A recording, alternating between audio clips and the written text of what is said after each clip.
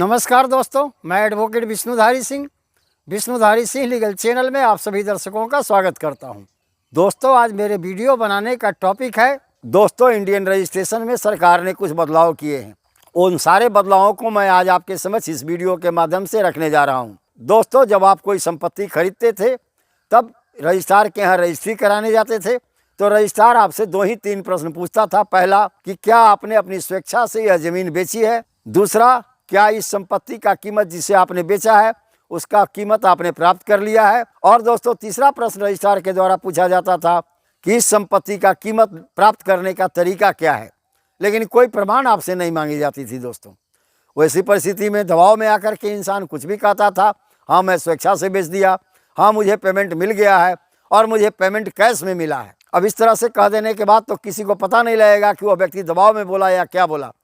इन्हीं बिंदुओं को विचार करने के बाद, चूँकि काफ़ी रजिस्ट्री इस तरह का दबाव डाल करके गुंडों के द्वारा, अपराधियों के द्वारा करवा लिया गया है दोस्तों, कमज़ोर लोगों से, गरीब लोगों से, इन्हीं पर रोक लगाने के लिए सरकार के द्वारा इस रजिस्ट्रेशन एक्ट के अंदर में निम्नलिखित 3 बदलाव किए गए।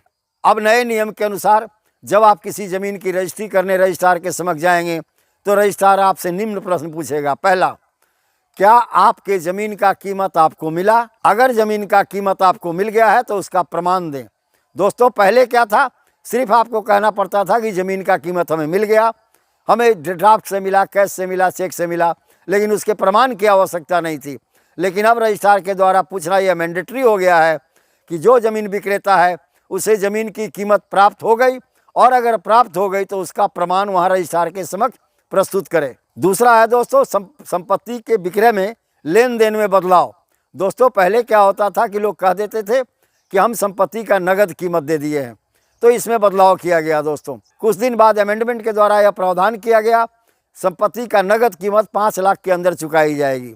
लेकिन दोस्तों, अब नए नियम के अनुसार अगर आप कोई ज़मीन खरीदते हैं या घर या प्रॉपर्टी खरीदते हैं तो उसके लिए आपको भुगतान करने के लिए नगद नहीं देना होगा, ऑनलाइन ट्रांजैक्शन कराना होगा, चाहे बैंक से हो, चेक से हो, ड्राफ्ट से हो, हुंडी से हो, यानी किसी तरह से हो, देना होगा आपको। और नगद का प्रावधान मात्र 20,000 रुपया कर दिया गया। दोस्तों, यानी आप संपत्ति खरीदने के बदले में किसी व्यक्ति को मात्र 20,000 रुपया ही नगद दे सकते हैं।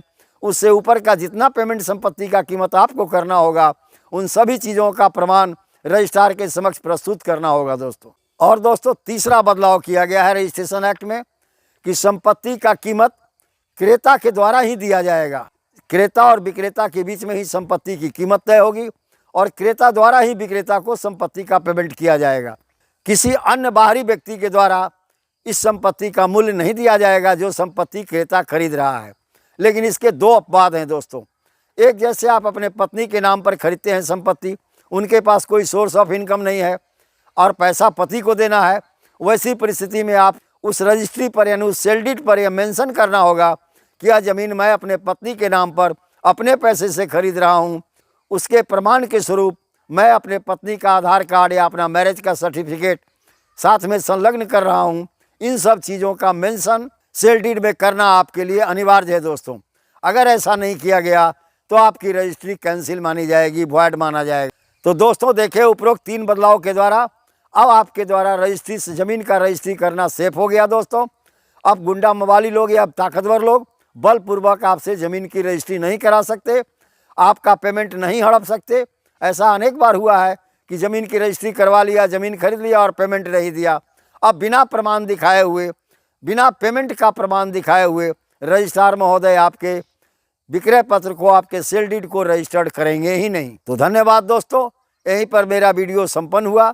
अगर आपको मेरा यह वीडियो पसंद आया तो आप इसे लाइक करें, सब्सक्राइब करें, अपने साथियों को शेयर करें, ताकि रजिस्ट्री के नए नियमों की जानकारी उन सभी साथियों को हो जाए जो लोग ज़मीन की खरीद बिक्री करते हैं।